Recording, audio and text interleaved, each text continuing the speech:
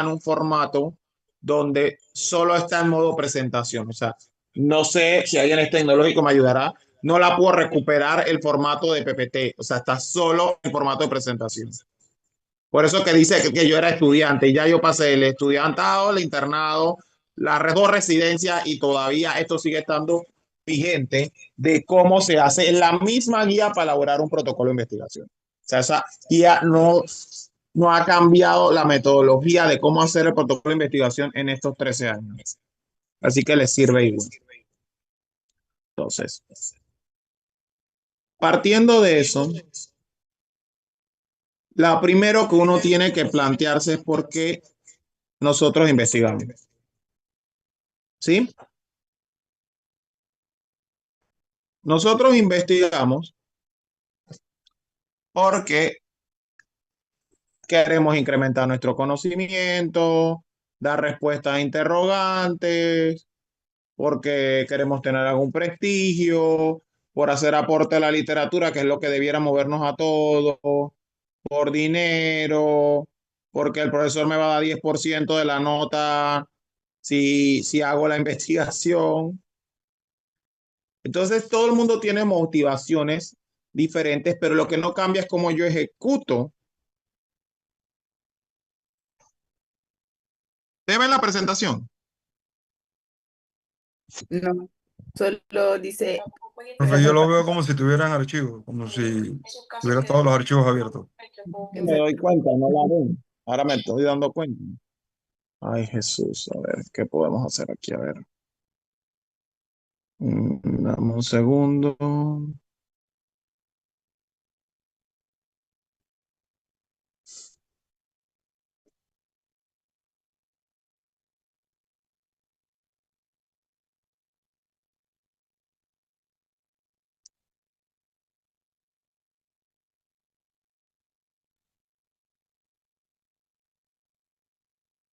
Ahora sí,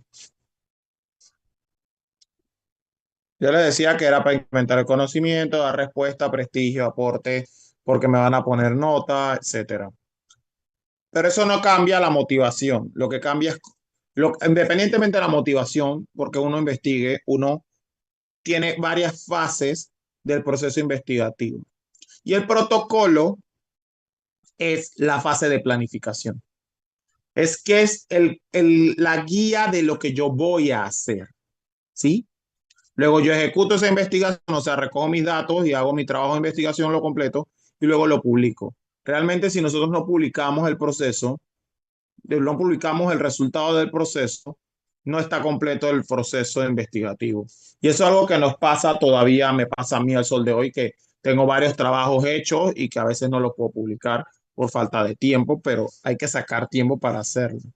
Porque si nosotros no publicamos, realmente el proceso no se completa. Es como que trabajé tanto por gusto. Las investigaciones se generan a ideas. O sea, ese listado de temas que yo les di de investigación sencillamente se vieron por un primer acercamiento a una realidad, algo que me llamó la atención. Les voy a poner un ejemplo de lo que acabamos de ver. Yo llego y digo, bueno, mira, lo que pasa es que yo tengo varios pacientes con neurofibromatosis en la consulta, pero yo no sé qué cambios genéticos tienen. Porque como yo no requiero hacer el estudio genético para hacer el diagnóstico, no se los mando normalmente. Pero Chutri, yo he visto que tengo unos que tienen neurofibromas, otros que están con nódulos de Leach y con muchos tumores, y hay otros que nada más tienen manchas café con leche. ¿Por qué tanta diferencia? ¿Será que es por las variantes genéticas, los cambios que tienen? Y entonces se me ocurre a mí, bueno, yo voy a describir las variantes genéticas en las pacientes con neurofibromatosis en un periodo de tiempo del año. Entonces ahí tengo mi título. Ese es mi primer acercamiento a la realidad. Yo tengo esa idea. Por ejemplo, otro ejemplo sería, yo hice una mnemotecnia para evaluar la epilepsia si tiene algún cambio genético. Porque no hay una guía que te diga, los gringos dicen a todo el mundo hazle estudio genético pediátrico que tenga epilepsia. Yo no puedo hacer eso porque no tengo el recurso. Entonces yo tengo que hacer un filtro. y yo comencé a buscar quienes le recomendaban. Y fui compilando información y al final hice una mnemotecnia para yo poder acordarme que se llama Red Bench. Yo le digo a la gente, la epilepsia pediátrica, sentemos al niño en el banquito rojo, porque la mnemotecnia Red Bench viene de refractariedad al tratamiento, inicio temprano, early onset, que haya dismorfias, una resonancia magnética alterada, eh, que haya estudio en torsibilidad de error innato del metabolismo, alteración en neurodesarrollo, características en electroencefalograma específica, que haya antecedentes familiar de primer grado. Y yo agarré eso y entonces le dije a uno de mis residentes, oye, porque no vemos cuántos de los pacientes con epilepsia tienen algo del Red Bench, alguna de esas características de los que tienen estudios genéticos, porque varios le hemos hecho estudios genéticos. Y ella se interesó y ella ahorita, de base a idea, luego de que buscamos en la literatura y le mandé artículos y ella compiló algunos por sus medios de gente que haya visto esto, ella se sentó a empezar a hacer su protocolo. Y ella me dijo, doctor, ya voy por el marco teórico. Y yo, wow, eso fue a finales del mes pasado y ya va por el marco teórico. O sea, ella aprovechó los días patrios para hacer eso. Porque realmente hacer un protocolo de investigación, y más si es en grupo, no demora tanto si uno sabe lo que tiene que hacer. ¿Sí? Hacerlo no es tanto el tema, ya después las correcciones y todo lo demás. Se hace rápido. Lo importante es que uno sepa qué hacer. ¿Quién sabe quién es este individuo?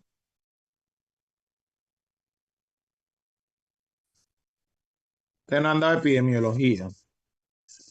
Ay, Jesús. Este es Jon Snow. Jon Snow, exactamente. ¿Y por qué famoso Jon Snow? Este Jon Snow, no Jon Snow de Juego de Tronos. No, es que este descubrió que una radiación que existía entre un pozo y las casas cercanas que tomaban agua de ese pozo se enfermaban.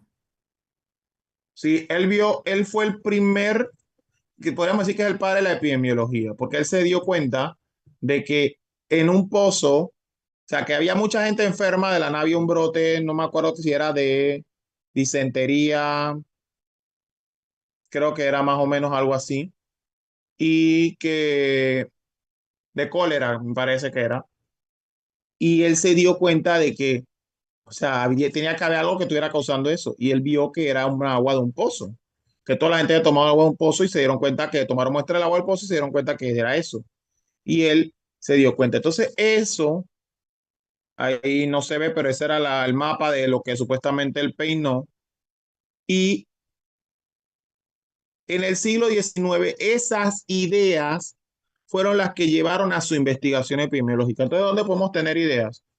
De material escrito, de experiencia. Pues, ideas vienen de mis experiencias con mis pacientes en la consulta. Pero la idea de mi residente viene de conversar conmigo. Y la idea que le puede venir a ustedes para los protocolos puede ser de las clases que hemos dado, que es material audiovisual. Entonces ya yo tengo una idea, ya yo me hice un planteamiento. Ay, Sócrates es la meme.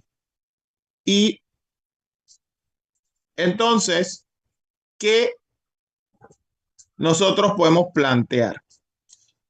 Yo tengo una idea y yo tengo que buscar, porque difícilmente, se los digo, difícilmente yo voy a ser el primero que va a pensar en esto. Alguien más lo tuvo que haber pensado.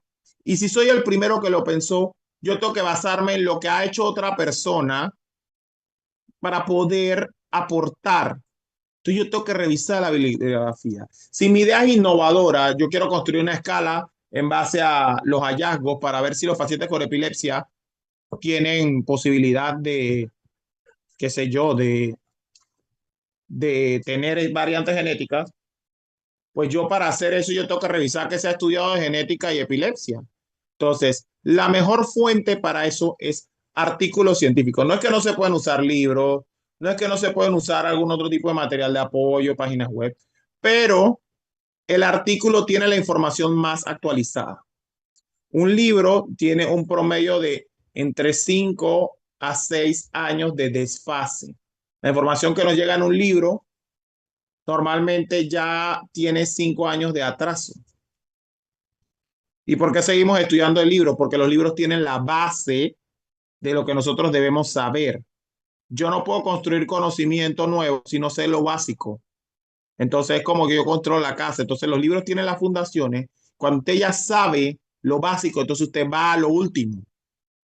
Porque si usted, ¿cómo me va a decir a mí, ay, yo quiero saber la última tendencia en epilepsia si usted ni siquiera sabe qué es epilepsia? ¿Me explico? O lo último, neurofibromatosis, el tratamiento es con selometunib, que es un inhibidor del MEC que trata neurofibromas inoperables. Pero usted ni siquiera sabe qué es una neurofibromatosis. Entonces, pero para estos protocolos yo debo buscar artículos científicos. Se dice que aproximadamente yo voy a tener en más o menos 21 referencias bibliográficas para poder hacer un protocolo. Yo siempre le recomiendo a todo el mundo que trate de descargar 30. Si no hay muchas, porque es un tema que no se ha estudiado mucho, entonces al menos 25.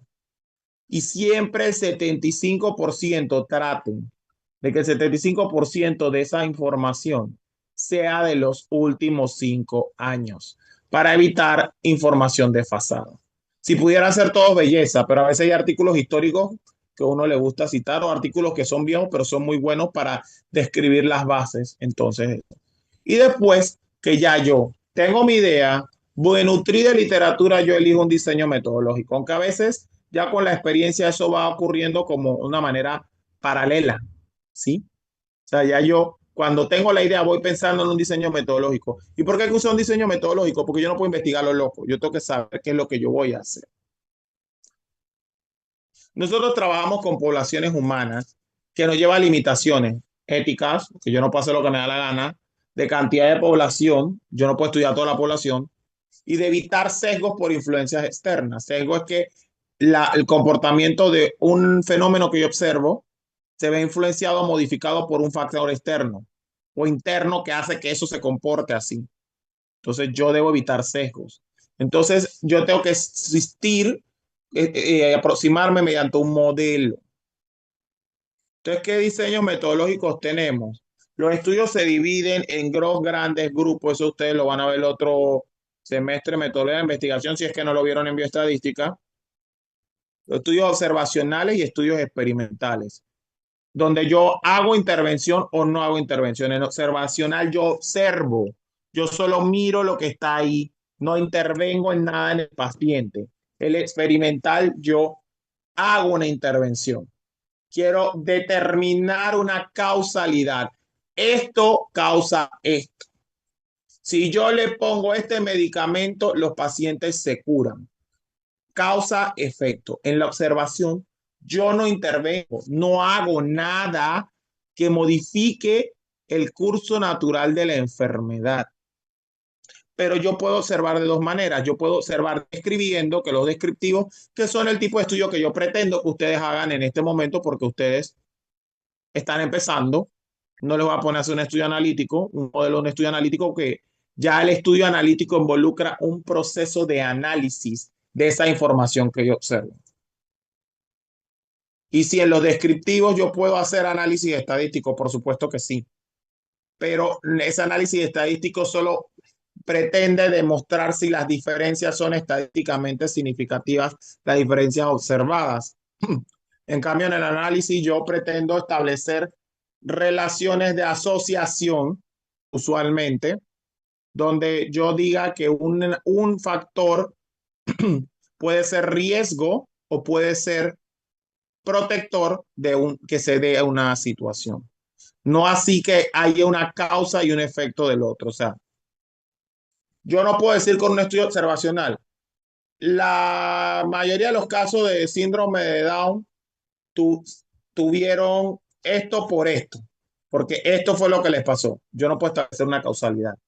Yo puedo decir que el síndrome de Down se asoció como factor de riesgo para cardiopatía congénita con un poder, un odds ratio o alguna de estas medidas que usamos de asociación, odds ratio producto de chances cruzados, que ustedes sí lo vieron en bioestadística, que me establece una asociación. Si es mayor de 1, ahí tenemos que es un factor de riesgo. Y si es menor de 1, un factor protector. ¿Ok? De que el evento ocurra. Entonces, los estudios descriptivos que está ocurriendo, los analíticos, qué características asocian al fenómeno y que no hay una intervención. Ya se los dije. Entonces, modelos de estudio observacionales descriptivos, tenemos el ecológico, donde yo agarro un subconjunto de población y la describo. Los estudios transversales, donde yo agarro una serie de expedientes y yo ahí analizo en ese momento el corto, hago un corte en ese momento de cómo está la situación de ese fenómeno que observo. Y series de casos clínicos, que es donde yo acumulo un número de casos porque son enfermedades un poco frecuentes. En cambio, en el analítico yo puedo establecer casos y controles donde yo tengo una cantidad de casos y una cantidad de controles y los someto, bueno, no los someto, observo cómo se comportan en base a un factor, cómo ese factor influye en ellos, si es un factor protector que evita que se dé el evento o si es un factor de riesgo que promueve que se dé el evento. Y esto lo hago a través del producto de chances cruzados ratio, de una manera usualmente retrospectiva en un número definito de pacientes. Y el estudio de cohorte, por ejemplo, es una generación. Ustedes son la cohorte del quinto semestre. Y yo los estudio de manera prospectiva. Prospectiva quiere decir de aquí en adelante. Y yo establezco el riesgo con otras fórmulas matemáticas, que aquí sería el riesgo relativo, ¿sí? El riesgo relativo es el que nos da la fuerza de asociación en el estudio de cohorte. Y los estudios experimentales establecen causalidad, son pocos a nuestro nivel. Esto del 2012. Yo decía, esta charla era para el comité científico de varias asociaciones de estudiantes, de la Latina, de la mía propia, CCMP en ese momento, de la UNACHI, que estaban en ese momento, esas asociaciones de estudiantes de investigación estaban empezando. Entonces, estábamos empezando a como ayudarlos a que contaran, allá hoy en día esa no es la situación, ellos tienen asociaciones de estudiantes de investigación muy formadas y digo, el nivel de investigación que está haciendo las asociaciones dentro de nuestra facultad ya es otro nivel al que teníamos nosotros en ese momento, pero hoy en día a nivel de la universidad, de NACID, del Gorgas y de varias instituciones de salud como la Caja de Seguro Social y el Ministerio, hay estudios experimentales. Entonces, yo me atrevería a decir que son pocos a nuestro nivel. Quizás no son tantos como en Estados Unidos, pero no son pocos. Donde ahí podemos hacer la mejor muestra es el Randomized Clinical Trial, el ensayo clínico controlado aleatorizado. Ahí podemos hacer pruebas de campo o ensayos comunitarios, porque casi siempre es un ensayo clínico controlado aleatorizado. Y de aquí vienen las mejores muestras de evidencia, porque estas son la materia prima que usamos para hacer los metaanálisis y las revisiones sistemáticas, que son la principal fuente de evidencia que yo debiera tener al tomar una determinación. O sea, si usted agarra un metaanálisis o una revisión sistemática para establecer normas y pautas, ese es el mejor grado de evidencia. Tiene mucho más grado de evidencia que un estudio descriptivo. Que el estudio descriptivo es quizás el que tiene menor, bueno, el menor nivel de evidencia serán las series de casos. Después el estudio descriptivo, luego el analítico, luego los experimentales, después los metaanálisis y revisión sistemática. Entonces, tenemos la idea, ya nos documentamos, teorizamos literatura, escogimos un diseño, ahí viene lo que van a hacer ustedes. Ya yo les di la idea. Yo no sé si lo han hecho, pero en algún momento tienen que ponerse a bajar los documentos. Ya le dije, más o menos 30, 25 artículos de ese tema. Para eso ustedes deben saber buscar literatura científica en PubMed, que yo espero que ya lo sepan hacer porque ustedes dan informática médica, ¿no? No dan informática médica. No, Pero, profe. no hemos dado No, informática, no, pero sí hemos doctor. manejado la plataforma. No, no, Pero doctor, ustedes no hemos antes en el dado programa de informática segundo médica. semestre tienen informática médica. Le volvieron a cambiar el plan y le quitaron un poco de cosas importantes. Bueno, ustedes tienen que usar plataformas. De estas, la más popular es PubMed. Ustedes ponen en Google PubMed, entran en PubMed y buscan artículos. Tienen que saber cómo colocar los títulos, los del tema, cómo usar la lógica booleana para poder traer los mejores artículos. Hay unos que van a tener que pagar, otros que no. Traten de buscar los que no tienen que pagar.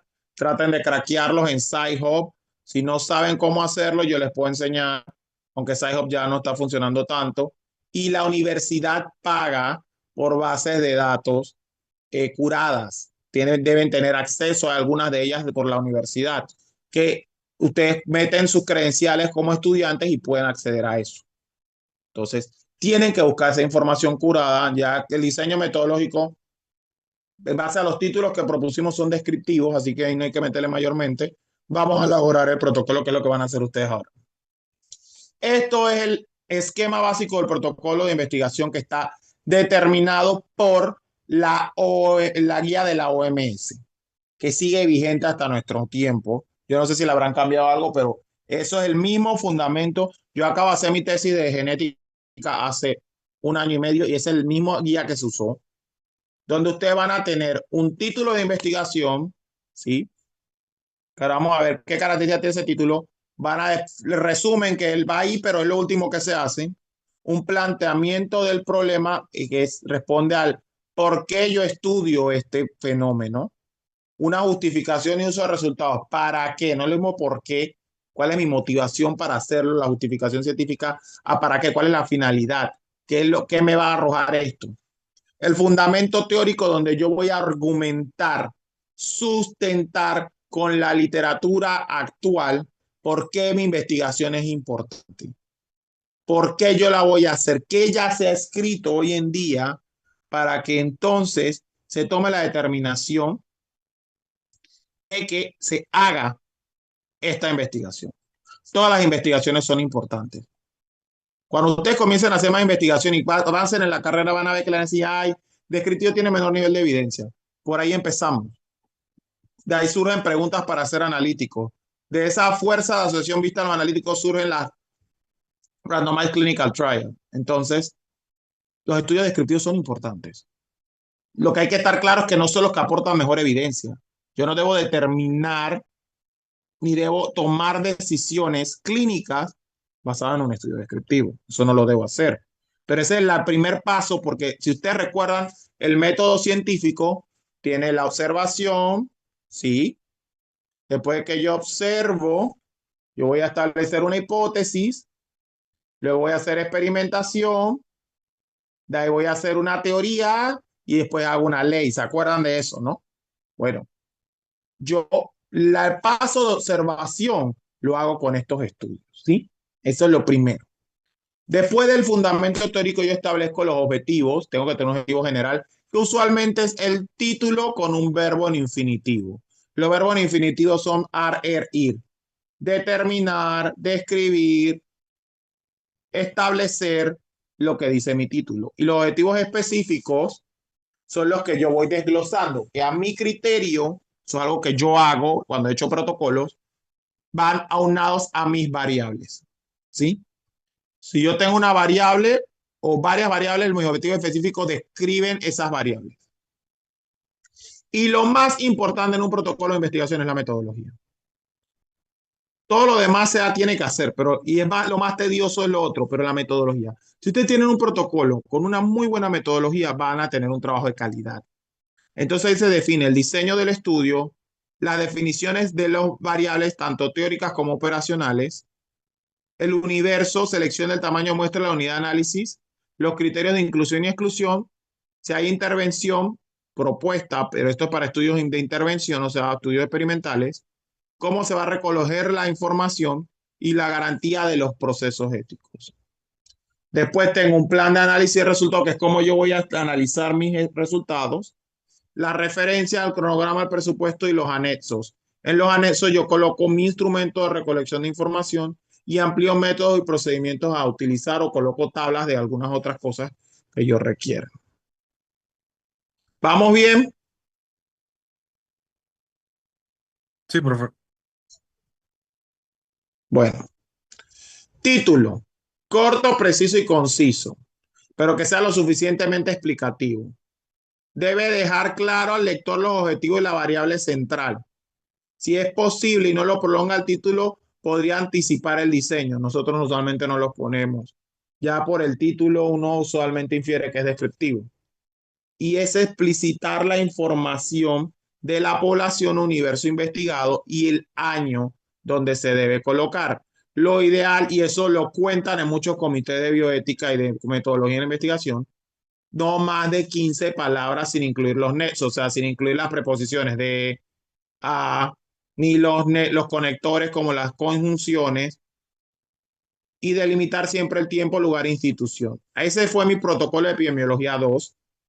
Factores de riesgo materno asociados a síndrome de Down por trisomía 21 en el complejo hospitalario metropolitano Dr. Arnulfo Arias Madrid, en octubre del 1929 a mayo del 2012. ¿Ok? Entonces ese es el modelo de título, tenía menos de 15 palabras sin incluir el tiempo y el lugar. El resumen es lo último que se habla, que se hace, y ahí yo compilo brevemente todos los elementos del protocolo. Eso es lo que ustedes ven que en inglés le dicen el abstract. Debe incluir la idea central del mismo, la metodología, lo más básico y un resumen de los resultados. Y ahí al final yo debo, bueno, en la guía no proponen, pero ya cuando yo tengo el trabajo, usualmente yo le pongo 3 o más palabras claves. ¿Sí? Todo el planteamiento del problema, ¿por qué? Fundamenta el argumento convincente que los conocimientos son insuficientes. ¿Cómo yo lo hago? Yo voy de lo global a lo específico. Si yo delimito el objeto de estudio y doy a conocer qué interrogantes se dan en la investigación, yo tengo que hablar de magnitud, frecuencia y distribución por tratar de determinar causas probables, aunque no las vaya a demostrar. ¿Cómo soluciono esto? Y preguntas que no tienen respuesta que pretende mi estudio a responder. Pero esta parte de la magnitud y frecuencia siempre trato de hacerlo de lo más global a lo específico. Si hay estudios que hablan globalmente de un problema, yo los cito primero. Luego hablo de los estudios regionales y luego si hay estudios nacionales de último. ¿Ok? ¿Para qué? ¿Cuál es el propósito de hacer este estudio? Que usualmente siempre ponemos es que no hay estudios de este tipo en nuestros medios. Y eso ocurre mucho en Panamá. Nadie ha estudiado este tema, aunque 800,000 personas la hayan estudiado en el extranjero, aquí nadie la ha estudiado. O el estudio, aunque se haya hecho, no se ha aplicado en nuestra unidad de análisis. Se hizo en Veraguas, pero no se hizo en Panamá. Se hizo en el Hospital del Niño, pero no en la Caja del Seguro Social. ¿Me explico? Entonces hay que tener en cuenta eso. A veces algunos asesores les piden un propósito ahí colocado de este como punto de vista. Y fundamento teórico, ¿qué hay? Yo reviso la literatura, voy a New England, a Lancet, a actas de pediatría, los diversos journals, a Nature, comienzo a buscar la información y yo le digo, ok, yo estoy investigando esto porque esto es lo que hay.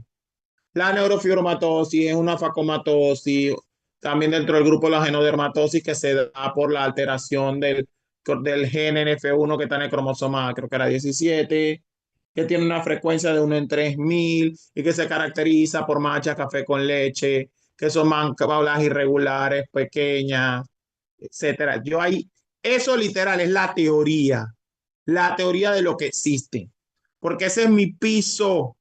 De eso yo me fundamento para establecer hipótesis. Así que ahí es donde yo me destaco buscando bibliografía. El planteamiento y la justificación llevan bibliografía, sí, pero no son tan detalladas como en el fundamento teórico. O sea, esto es la teoría de lo que hay, como si yo estuviera escribiendo un libro. Y luego viene la metodología donde yo explico cómo yo voy a alcanzar esos objetivos. Porque después del fundamento teórico vienen los objetivos. Ya les expliqué cómo se hacían. Y yo aquí tengo que hacer diversas definiciones importantes de cosas de mi protocolo. Primero, el tipo y diseño de investigación. Es un estudio descriptivo, un estudio observacional, descriptivo, de corte transversal, retrospectivo. Quiere decir eso, yo estoy haciendo un estudio observacional que va a ser de tipo descriptivo, no va a ser analítico. Transversal lo voy a analizar en un periodo de tiempo. Retrospectivo, o sea que lo voy a hacer hacia atrás de algo que ya pasó. ¿Sí? Luego yo hago un cuadro donde defino conceptual y operacionalmente mis variables. La definición conceptual yo la debo citar. Usualmente usamos para la definición conceptual términos de la Real Academia de la Lengua Española o de algún diccionario. ¿Sí? O si es un concepto muy específico, yo puedo usar de alguna guía que la defina, introduzca el concepto. Pero es una definición teórica. Si, por ejemplo, edad, que siempre está como variable, ¿yo cómo defino edad? Años transcurridos desde el nacimiento hasta el momento del estudio. RAE. O guía de protocolos clínicos. Para la definición también puedo usar términos MESH. En PubMed están los términos MESH que vienen de Medical Subject Headlines. Son pues como un vocabulario de algunos conceptos que son médicos. Yo puedo usar MESH también y lo usamos bastante. Y ya la definición operacional es cómo yo voy a definir esa variable. ¿Sí? O sea, cómo la voy a medir. Si es a edad, entonces yo pongo años transcurridos en el estudio. Si es sexo, por ejemplo, una definición conceptual sería características físicas, genéticas y biológicas que determinadas por las características que lo definen el género del paciente, por ponerlo de una manera. Sexo, entonces, ¿cómo lo defino operacionalmente? Masculino, femenino, indeterminado. Punto. ¿Sí? Y al lado, yo no lo ponía antes en esta época, pero ahora sí lo piden mucho. Yo defino en esa variable qué tipo de variable es. Eso sí lo saben de bioestadística. Si una variable es cualitativa, o sea, describe una cualidad, y si es cuantitativa. Y ahí puede ser cuantitativa de intervalo o cuantitativa de orden. Cualitativa nominal u ordinal. Entonces eso te lo repasan de bioestadística. Descripción del universo de estudio y muestreo. ¿Qué indica eso? ¿Cuál es mi universo? Mi universo es la cantidad de pacientes o gente que voy a estudiar. Y mi muestra es cuánto yo voy a escoger de ese universo.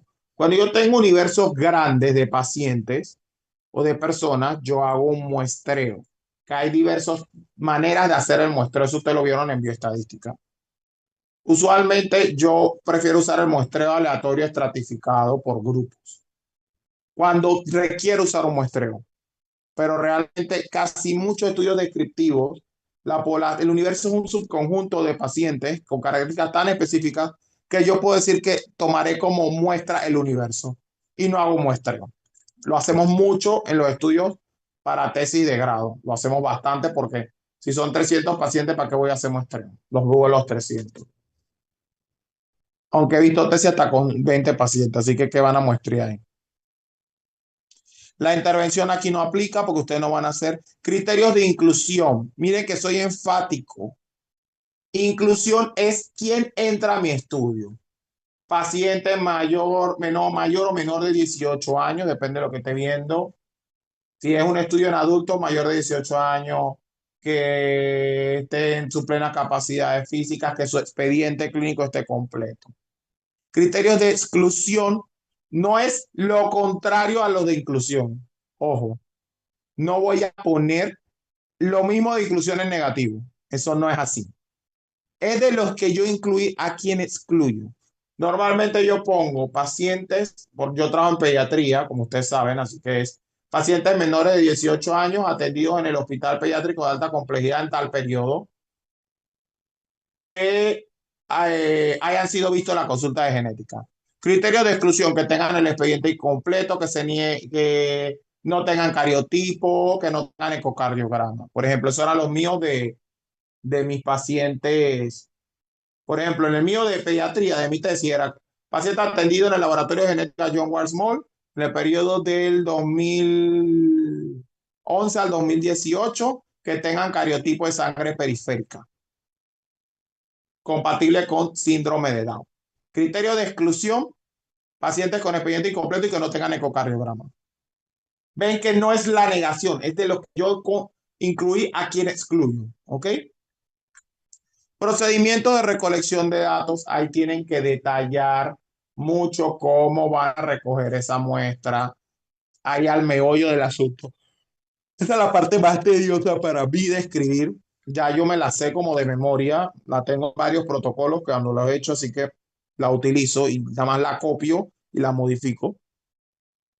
Y los procedimientos éticos donde ustedes tienen que ser detallados, ustedes siguen las normas que implica su institución donde va a ser el estudio, que se acoja a las buenas prácticas clínicas, que esos son cursos que todo investigador tiene que hacer para poder hacer investigación, y a las normas y convenciones de bioética que rigen la investigación en pacientes, como la conferencia el informe Belmont y la declaración de Helsinki, por lo menos esas dos, así como la ley 68 de seguridad del expediente de informe de derecho e información de los pacientes. ¿Ok? Plan de análisis depende del modelo que usemos. Cuando es descriptivo, usualmente yo uso medidas de tendencia central, moda, mediana, promedio y relaciones simples como porcentajes y razones, promedio. Entonces, de acuerdo de eso, yo puedo establecer cómo voy a definir, estudiar cada variable. Cuando yo use pruebas de significancia estadística para ver si hay asociaciones, pero si hay diferencias significativas entre las variables, o en el caso de analítico, fuerzas de asociación, yo utilizo esos indicadores. Por ejemplo, para ver diferencia entre las variables estadísticamente significativas, puedo usar la prueba de chi cuadrado, que es la que usualmente usamos. Y que lo que busca es ver que si no hay diferencia estadísticamente significativa, significa que el evento se debe al azar. ¿Ok? Entonces, eso yo lo debo detallar ahí. No en todos los estudios descriptivos yo hago pruebas de significancia estadística, pero eso le da mucho más valor a mi estudio, porque significa que lo que yo estoy proponiendo no se debe simplemente al azar. Hay algo que hace que esa diferencia no sea por el azar. También yo ahí detallo qué tipo de gráficos y tablas yo voy a utilizar, que eso tiene su manera de hacerse. Todo eso ustedes lo aprendieron en bioestadística. ¿Qué programa voy a usar para analizar los datos? Usualmente usamos EPINFO, que es el programa como más básico dentro de los programas de estos de análisis de información para hacer estudios. Yo como tengo una Mac, EPINFO no corre en Mac, por lo menos no que yo sepa. O yo no sé si ya corre en Mac, pero nunca ha corrido en Mac. O sea, no sé si ahora habrá un, ¿cómo se llama? Un parche para poder hacerlo. Yo como cuando es un estudio muy simple lo hago en Excel, pero es más tedioso porque Excel es mucho más difícil de manejar. Pero hay otros programas estadísticos más importantes como el SPSS y ahora hay muchos más. Que esto le estoy diciendo esto del año de mi AUPA. Entonces, pero usualmente lo que usamos casi siempre es EPINFO. Mira, ahí ese EPINFO 2000, la foto que tengo ahí. Ya ahí EPINFO, ya el último que yo usé cuando hice mi último protocolo en EPINFO, creo que fue en el 7. Yo no sé por cuál irá en versión ya. Ya lo último, yo coloco referencias bibliográficas, mínimo debe tener 21 en el protocolo. Puedo usar sistema Vancouver o Harvard, pero el más recomendado hoy en día, eso sí ha cambiado. Por eso es que quiero ver si alguien me puede extraer esta presentación de ese formato y volverme la PPT de nuevo. Yo le pido a ChatGPT si él me puede hacer eso, porque de verdad que necesito tener esta presentación ya actualizada. Porque el método más actualizado actualmente es APA, que es de la American Psychological Association. Ese es el que más se está usando ahora de referencia bibliográfica, APA. Un presupuesto que por favor ustedes lo hacen realista. No ahora se ponen un presupuesto de $80,000 porque ustedes van a curar el mundo. No. Se pone un salario mínimo que ustedes también determinen, pero hay gente que inventa y pone protocolo donde dice que el salario mínimo es de $3,000. Ustedes no se van a pagar eso. Ustedes pongan presupuestos reales. Un cronograma que preferiblemente se use en la medida de tiempo en mes y semana. Nosotros tratamos de usarlo por barras, es un poco más fácil. Y el anexo donde está el instrumento de recolección de datos u otro documento importante. Normalmente ahí siempre va el instrumento de recolección de datos que también nosotros los mandamos a los protocolos de bioética, a los comités de bioética y a los comités científicos, aparte, sobre todo el de bioética, para que ellos después de evaluarlo, le pongan la rúbrica de que ese es el formulario válido. Una vez a mí me aprueban el protocolo con ese formulario, yo no lo puedo alterar. Eso es una falta ética grave. Usted hace eso, le pueden validar el protocolo de investigación. Y hay gente que no se acuerda y hace eso. Y comienza a agregar variables en el...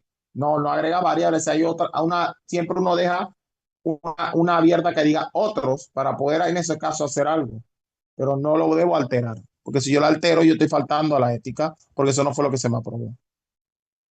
Entonces, ¿para qué llevar para casa? Uno, investigamos por muchas razones. La investigación surge de una idea que se fortalece la revisión de la literatura y que yo luego como modelo metodológico para poder investigar y que eso me arroja unos resultados. Yo elaboro mi protocolo y luego que elaboro mi protocolo, yo lo someto a un comité científico que me va a decir las características científicas de este.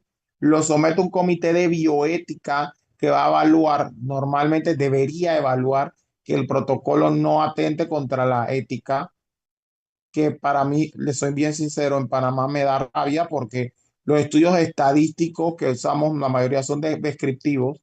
En otros lados no pasan por comité de bioética porque es una revisión de expedientes, una revisión de información. Aquí si va a pasar por bioética no debieran dar tanto problema para aprobarte un protocolo, pero se ponen a revisar metodología y eso lo debe hacer el comité científico. Y en contraposición con cosas que el comité científico está haciendo, entonces te empantanan y pasas hasta 3, 4 meses pendiente para que eso te lo aprueben. Ustedes no van a llegar a someter el protocolo de investigación a menos que en cierto semestre lo usen para metodología de investigación, pero yo estoy casi seguro que no van a usarlo porque ya con el grupo pasado hay casos y no, los profesores quieren que hacer los protocolos lo que ellos quieran, así que bueno, ni modo. Entonces, no sé si hay alguna pregunta. Profe, yo tengo una pregunta.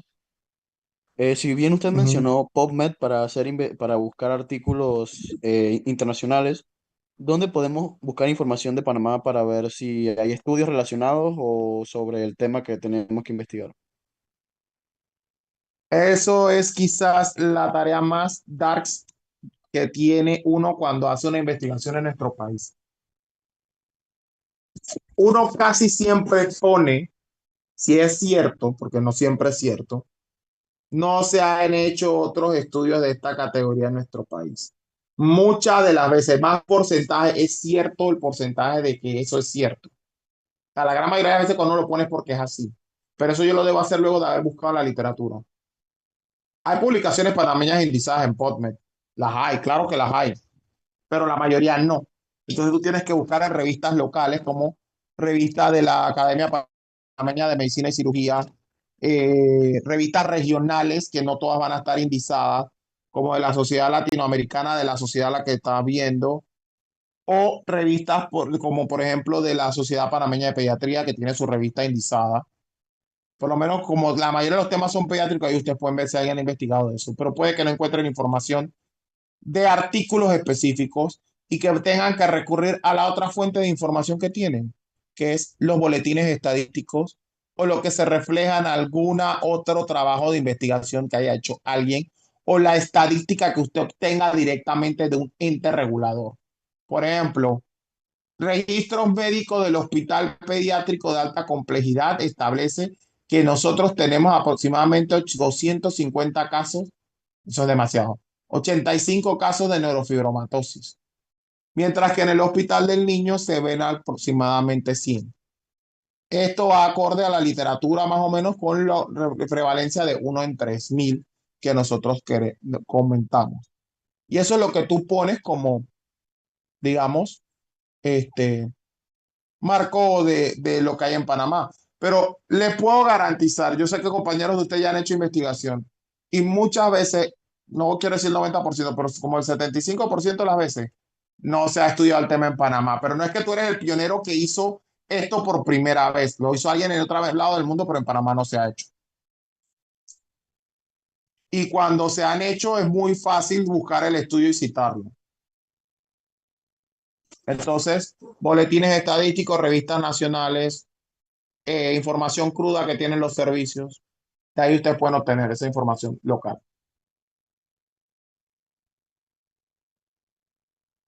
Listo, gracias, profe. Esa foto es porque cuando yo di esta, Saladino acababa de ganar la medalla de oro. Imagínense, ¿de cuántos años fue eso? Creo que ustedes estaban en la escuela, como en primaria. Probablemente. Creo que en la escuela infantil, algunos. Escuela infantil, estaban como en kinder, primero, Pero segundo, otros tercer ya grado. Una cosa. terminando la secundaria como alguien por ahí. Chirino ya se había Mm, graduado. Deja tu vaina, oye. Y ya se había graduado. no estén Doctor, inventando. doctor, Wendy una sí se pregunta. había graduado. Sí, sí, ella me había graduado. ¿Viste? Pero el resto no. O imagínate, en esa época podrían estar en qué, 2012. Si ustedes están en 2025, tienen 21 años. El resto se estaban como en cuarto grado por allá. En segundo grado, profesor. ¿Qué? Ay, Dios mío, me ha dado un infarto. Cada vez estoy más viejo. No, ellos están viejos, profe, ellos. Nosotros vamos para joven. La edad es solamente un número. Bueno, mi espalda no dice lo mismo, ni mi Ni mi rodilla. rodilla. Porque para colmo la generación de nosotros los millennials, porque ellos son Gen Z, nosotros los millennials siempre andamos en la fiesta saltando y entonces ahora la rodilla nos cruje. Ellos aprendieron de nosotros y no hicieron eso.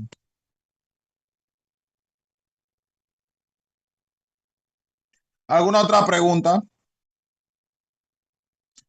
¿Ustedes están claros de las tareas que tienen para este trabajo? Ustedes tienen que buscar información. Ustedes son grupos amplios.